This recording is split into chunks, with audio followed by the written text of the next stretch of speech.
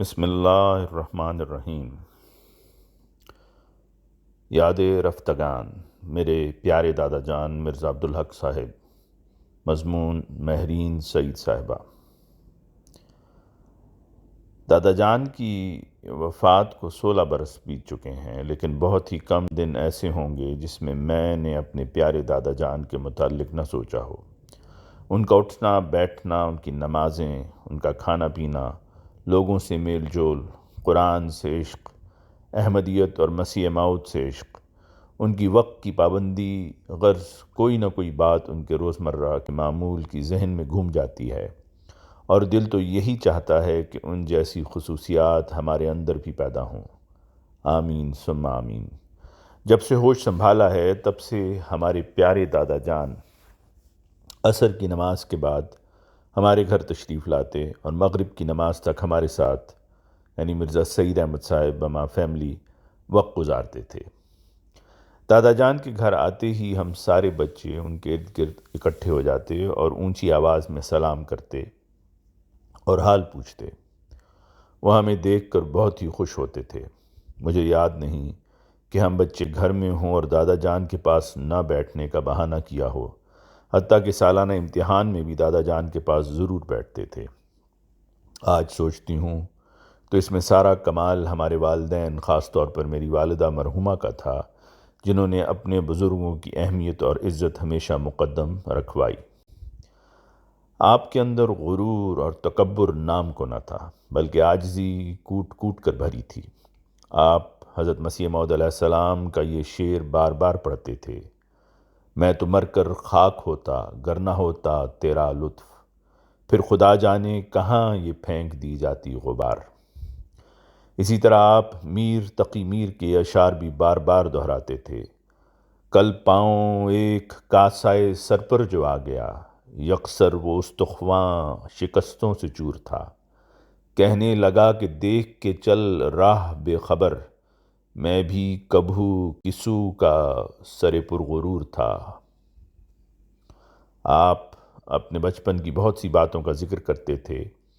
چونکہ آپ کے والدین آپ کے ہوش میں آنے سے پہلے ہی وفات پا چکے تھے، آپ کے سب سے بڑے بھائی نے ہی آپ کی کفالت کی۔ انہوں نے اپنے بچوں کی طرح آپ کا خیال رکھا۔ اگر کبھی بھابھی جان نے ذرا سی بھی تفریق کرنے کی کوشش کی تو فوراً بھائی جان نے اس کا ازالہ کیا۔ آپ سناتے تھے کہ میرے اسکول اور گھر کے درمیان ایک مٹھائی کی دکان تھی، اور آپ بھائی جان اس مٹھائی والے کو کہہ دیا کرتے تھے کہ جتنی چاہے مٹھائی عبدالحق لے لے، اس کو دے دینا، اور آپ روز ہی کچھ نہ کچھ مٹھائی لے کر جاتے تھے۔ آپ کہتے تھے کہ جہاں میں اپنے والدین کے لیے دعا کرتا ہوں، وہیں پر اپنے بھائی جان کے لیے والدین کے درجات کے مطابق دعا کرتا ہوں۔ آپ کی قوت ارادی کمال کی تھی۔ جس چیز کا ارادہ کر لیتے تو پھر اس پر ہمیشہ کاربند رہتے تھے۔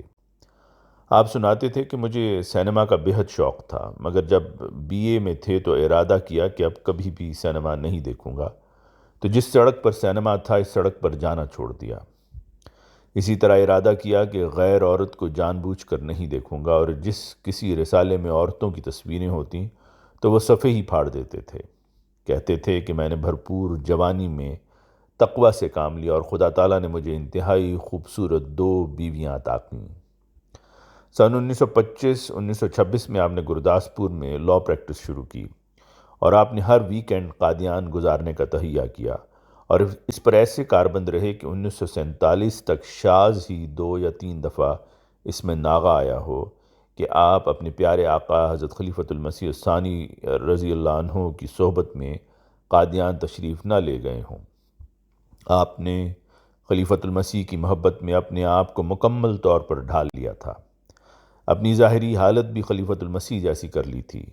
جس طرح کے کپڑے حضور اقدس پہنتے تھے آپ نے بھی پہننے شروع کر دیے، اور چھوٹی عمر سے ہی پگڑی کا استعمال بھی شروع کر دیا تھا، حتیٰ کہ اپنے بچوں کے زیادہ تر نام بھی خلیفۃ المسیح کے بچوں کے ناموں پر رکھے تھے۔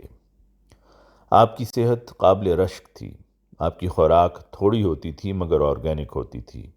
اپنے فٹ رہنے کے لیے آخری چند سال کے علاوہ آپ کو ہمیشہ بہت زیادہ برسک واک کرتے ہوئے دیکھا۔ آپ 71-72 سال کی عمر تک لان ٹینس کھیلنے کے لیے آفیسرز کلب سرگودا جاتے تھے۔ جب آپ کی آنکھ میں موتیا اترا تو تب آپ نے یہ کھیل چھوڑی۔ لان ٹینس کے ضمن میں ایک بہت مزیدار واقعہ ایک غیر احمدی آفیسر نے ہمارے تایا جان مرزا نثار احمد کو سنایا کہ سن 70 کے آس پاس غیر احمدی آفیسرز ایکسین خوشاب کی طرف سے کھیلنے کے لیے سرگودا آفیسرز کلب میں آئے۔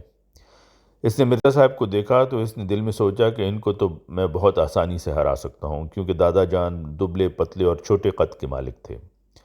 مگر جب اس نے کھیلنا شروع کیا تو وہ گیم بہت ہی بری طرح ہارا، اور بعد میں اس آفیسر نے یہ واقعہ بہت سو کو محظوظ ہو کر سنایا۔ ایک واقعہ دادا جان سناتے تھے کہ جو کہ بظاہر ناممکن بات لگتی ہے مگر بالکل سچ ہے۔ 80 کی دہائی میں آپ امریکہ اپنے بہت ہی پیارے دوست میاں عطا اللہ جالندھری کے بیٹے میاں ڈاکٹر طاہر احمد کی خواہش پر تشریف لے گئے۔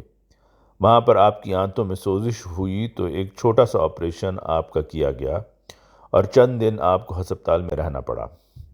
آپریشن کے بعد ڈاکٹرز نے ڈاکٹر میاں طاہر صاحب کو بہت ہی حیران ہو کر بتایا کہ آپ کا یعنی مرزا صاحب کا معدہ اس طرح صاف ہے جیسے کہ 1 سال کے بچے کا معدہ صاف ہوتا ہے، اور اس کی وجہ میاں ڈاکٹر طاہر صاحب نے یہی بتائی کہ انہوں نے ہمیشہ کھانوں کے اوقات فکس رکھے اور غیر ضروری چیزوں سے پرہیز کیا اور ہمیشہ تھوڑا اور بہت عمدہ کھایا۔ آپ اپنے تمام گرینڈ چلڈرن سے بہت ہی پیار کرتے تھے۔ میں چونکہ آپ کی سب سے چھوٹی پوتی تھی، اس لیے مجھے ایسا لگتا ہے کہ آپ مجھ سے بہت ہی پیار کرتے تھے۔ میں بچپن میں آپ کو عطا کہتی تھی، اور یہ بات آپ نے آخری وقت تک یاد رکھی ہوئی تھی اور مجھے یاد دلا کر خوب چھیڑتے تھے۔ بچپن میں چونکہ میری زبان کافی توتلی تھی، اس لیے بچپن کے کافی الفاظ اور جملے دادا جان بار بار دہرا کر چھیڑتے تھے اور بہت محظوظ ہوتے تھے۔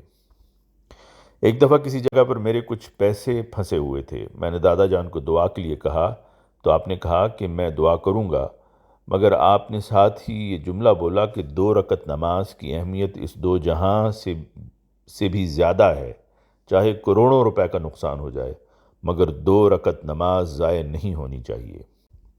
یہ جملہ میرے دل و دماغ میں پتھر پر لکیر ہو چکا ہے۔ جب کبھی نماز میں سستی غالب ہوتی ہے تو یہ جملہ اندھیرے میں روشنی کی کرن بن کر ابھرتا ہے۔ وقت کے ایسے پابند تھے کہ سناتے تھے کہ دفتر میں لوگ آپ کے آنے سے گھڑیوں کا وقت درست کر لیتے تھے۔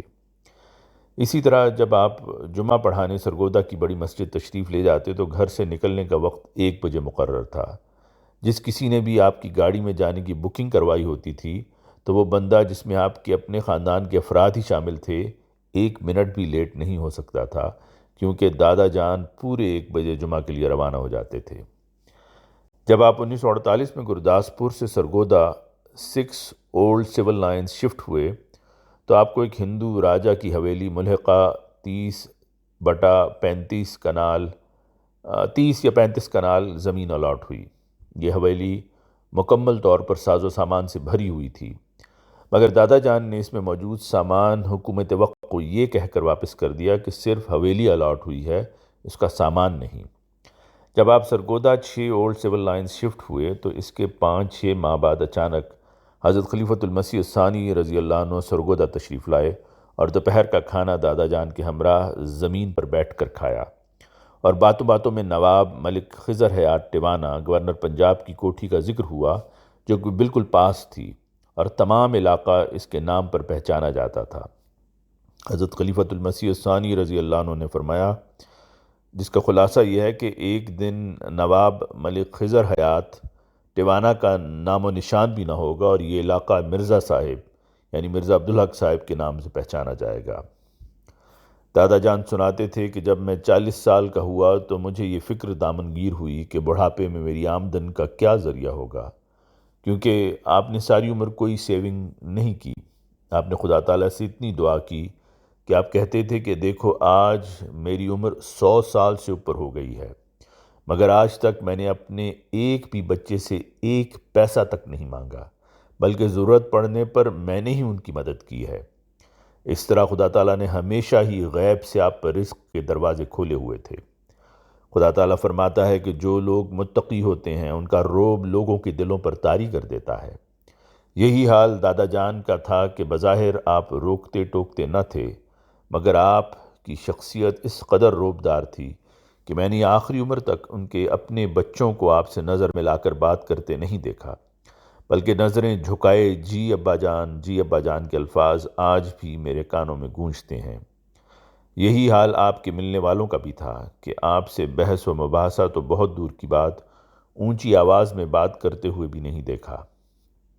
خدا تعالیٰ نے آپ کو خارق عادت طویل عمر سے نوازا، اور اس طویل عمری میں آپ نے زندگی کے بے شمار نشیب و فراز دیکھے اور اپنی آنکھوں کے سامنے اپنے پیاروں کو جدا ہوتے ہوئے دیکھا، مگر خدا گواہ ہے کہ آپ نے کبھی بھی دنیا کے غموں کو دل سے نہ لگایا اور ہر دن بھرپور طریقے سے گزارا۔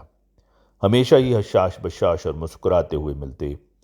آپ بہت دفعہ یہ بات کرتے تھے کہ دیکھو، جہاں ہم بیٹھے ہوئے ہیں آج سے 100 سال پہلے یہاں کون ہوگا تمہیں نہیں پتا، اور 100 سال بعد اس جگہ پر کون ہوگا ہمیں اس کا علم نہیں، کیونکہ ہم میں سے کوئی بھی زندہ نہ ہوگا۔ اسی طرح آپ ذکر کرتے تھے کہ جوانی کے ایام میں میں بہت دفعہ شملہ کے قبرستان میں جا کر وقت گزارتا تھا اور مختلف قبروں کو پڑھتا تھا تاکہ دنیا کی بے ثباتی نہ بھولنے پائے۔ بچپن میں بہت سے بچگانہ سوال دادا جان سے پوچھتے اور آپ ہمیشہ ہر سوال کا جواب بہت محبت اور توجہ سے دیتے۔ جیسے ایک سوال یہ ہوتا تھا کہ دادا جان آپ گھنٹہ گھنٹہ تہجد کیسے پڑھ لیتے ہیں؟ تو آپ ہنستے ہوئے جواب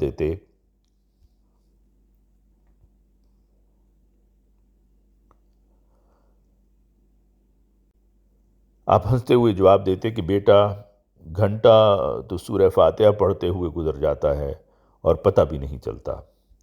آپ ایک علم دوست شخصیت تھے، آپ کی ایک ضخیم لائبریری تھی۔ آپ کی سکولنگ انگریزوں کے ہاتھوں ہوئی، اس لیے آپ کو انگریزی زبان پر عبور حاصل تھا، مگر آپ کو عربی اور فارسی پر بھی کافی قدرت حاصل تھی، اور کہتے تھے کہ میں نے بغیر کسی استاد کے ان دو زبانوں کو یعنی عربی اور فارسی سیکھا ہے۔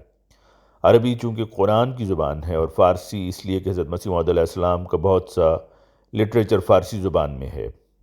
آپ نے حضرت مسیح موعود علیہ السلام کی عربی کتب کا خود ترجمہ کر کے اپنی کتاب روح العرفان میں پیش کیا ہے، اور حضرت خلیفۃ المسیح نے اس ترجمہ کو بہت پسند بھی کیا ہے۔ آواز مرزا عمران احسن۔